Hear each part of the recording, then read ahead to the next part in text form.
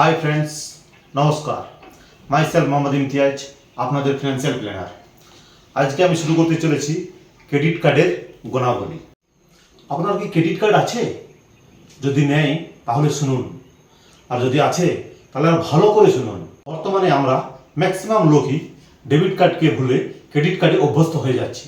আমাদের জেনে রাখা ভালো, ক্রেডিট কার্ড হচ্ছে একটি লোন, কি তাই তো? এটা এমন একটি লোন যেটা সবসময় রেডি অবস্থায় আমার পকেটে রাখা আছে।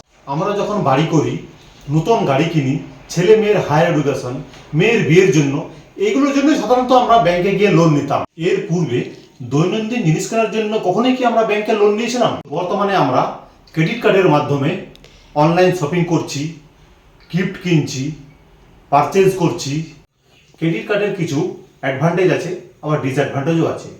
আসুন আমরা প্রথমে দেখি অ্যাডভান্টেজগুলো কী কী।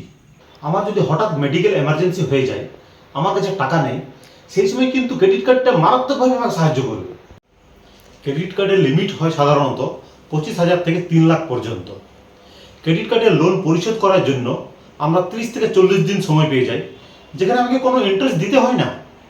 এই মান্থে আমার ছেলের স্কুলের ফিস জমা দিতে হবে, এখনও পর্যন্ত আমার স্যালারি ক্রেডিট হয়নি, আমি কিন্তু পেমেন্টটা ক্রেডিট কার্ডের মাধ্যমে করে দিতে পারবো। আমরা ক্রেডিট কার্ড ইউজ করে অনেক রিওয়ার্ড পয়েন্ট পেয়ে থাকি। তাছাড়া এখন পুজোর সেশন, আমরা অনলাইন অফলাইন শপিং করে অনেক ক্যাশব্যাকও পেয়ে থাকি। কিছু কিছু ক্রেডিট কার্ড আমরা বিদেশেও ব্যবহার করতে পারি।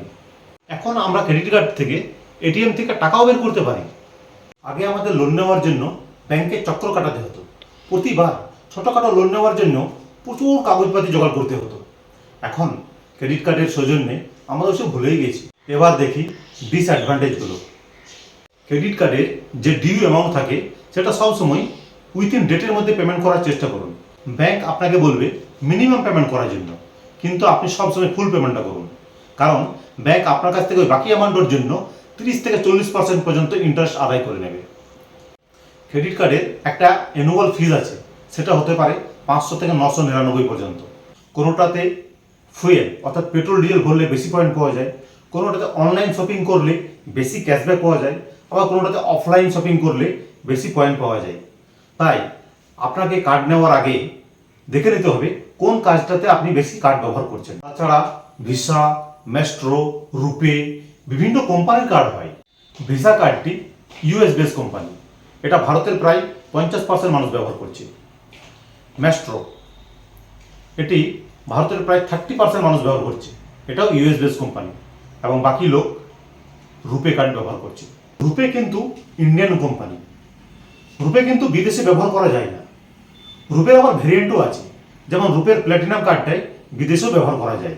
ভিডিওটি যদি আপনাদের ভালো লাগে তাহলে লাইক, কমেন্ট ও বেশি বেশি করে শেয়ার করুন। So thank you.